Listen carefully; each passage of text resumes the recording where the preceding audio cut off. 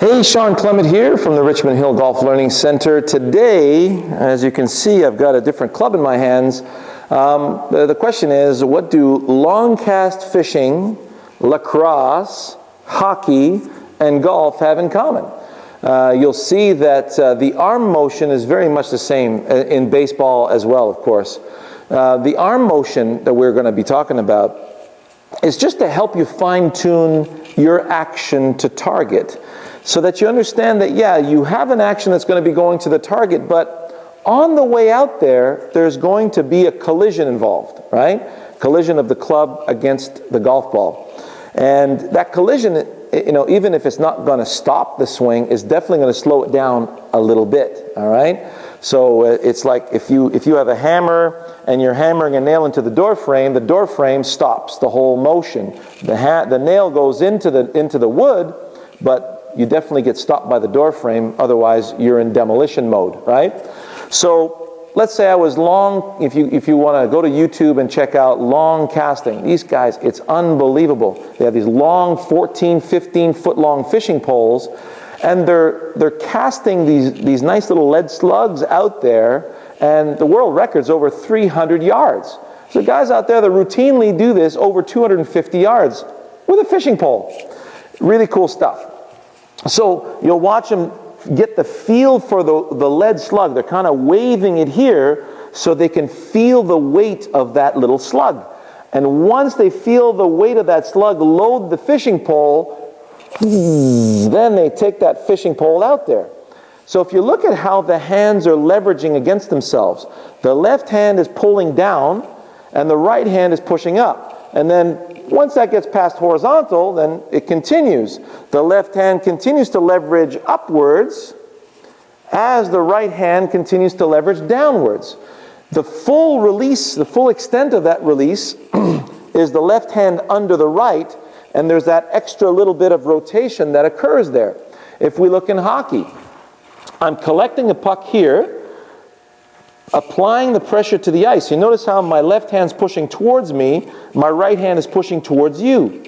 Then there's that release of the puck, okay? So depending if I want to go low right corner, high left corner, the release will very much react to the picture that I've given it, all right? But again, it's leverage of the hands against each other. And obviously the hands are being leveraged by the arms. The arms are leveraging with the body. The body's leveraging with the ground. It's a whole leverage smorgasbord, right?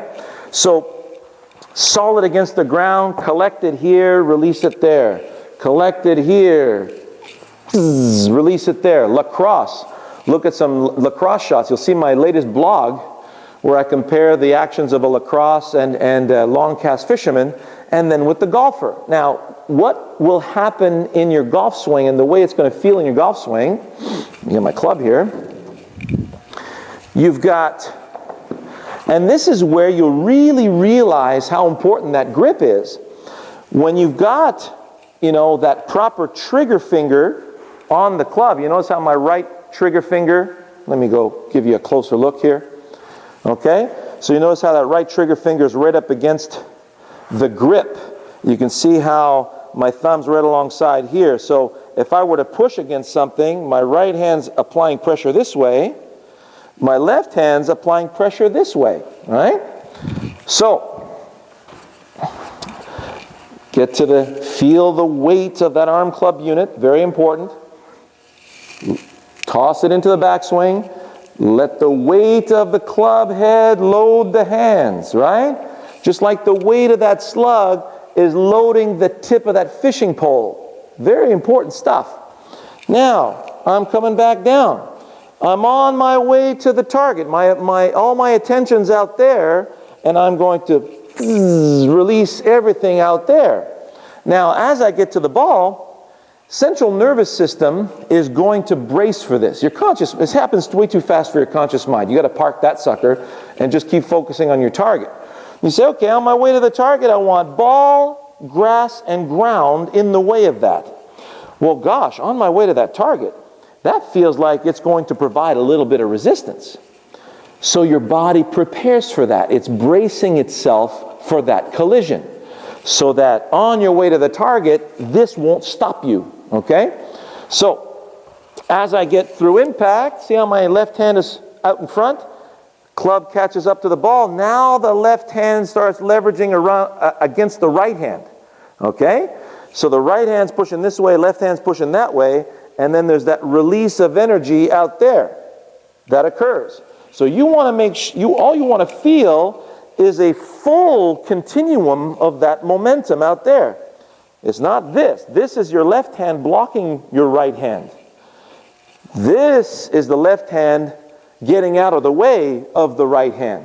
Now, for your better players out there, you'll think, yeah, but Shawn, if I let that release that much, it's going to hook. No, we're not releasing at the ball. We are releasing to the target. So this release occurs out here, not down here.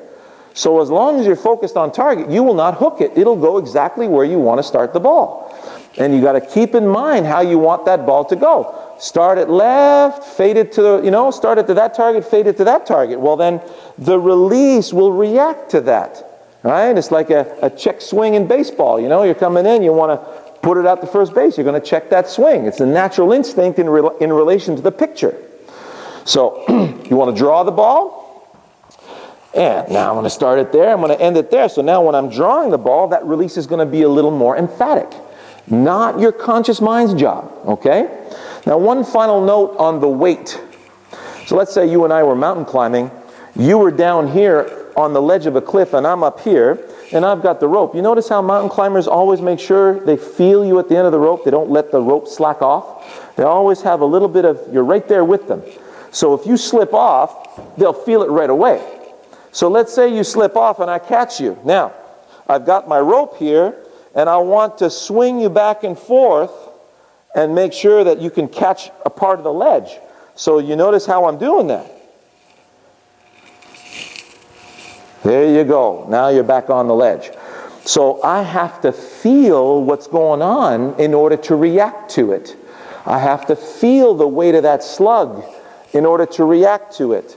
I have to feel the weight of my arm club unit in order to react to it. Man, I can't hit it any better than that. So enjoy that, and we'll see you in the next segment.